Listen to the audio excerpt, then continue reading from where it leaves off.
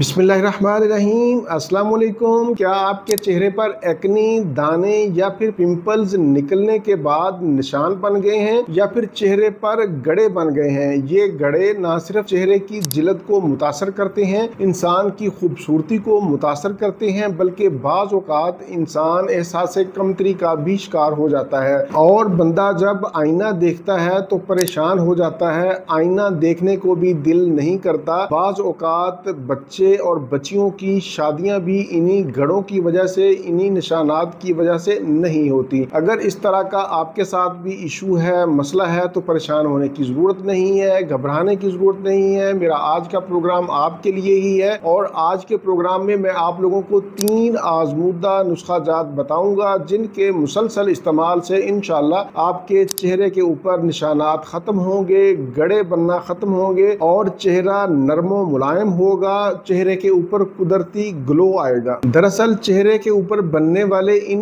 गड़ों और निशानात के हम खुद ही जिम्मेदार होते हैं। जब चेहरे के ऊपर दाने या पिंपल्स निकलते हैं तो हम अपने हाथों से, अपने नाखूनों से इनको दबाते हैं। दबाने के बाद वो वहां पर निशानात बन जाते हैं और गड़े बन जाते हैं। दूसरे नंबर पर इनकी अहम वजह गैर मियारी ब्यूटी प्रोडक्ट्स का इस्तेमाल है। चेहरे के ऊपर दाने निकलना, पिंपल्स निकलना एक कुदरती अमल है। बच्चे और बच्चियां जब बलूगत की उम्र में कदम रखते हैं तो हार्मोन की तब्दीली की वजह से ये दाने चेहरे पर निकलते हैं। लेकिन एक बात याद रखें कि चेहरे पर जब ये दाने और पिंपल्स निकलें तो कभी भी इनको हाथों से, नाखूनों से मत दबाएं और गैर मियारी प्रोडक्ट्स का इस्तेमाल ना करें। पानी का इस्तेमाल बढ़ा दें, चेहरे की सफाई रखें, नींद पूरी लें, टेंशन ना लें। आज का पहला नुस्खा नोट कर लें। पहले नुस्खा में हमारे पास 3 चीजें हैं। पहले नंबर पर आलू का रस। आलू को कद्दूकस करके उसका रस निकाल लें। दूसरे नंबर पर लीमू का रस और तीसरे नंबर पर अरके गुलाब। तीनों चीजों को बराबर मिकदार में ले लें, यानी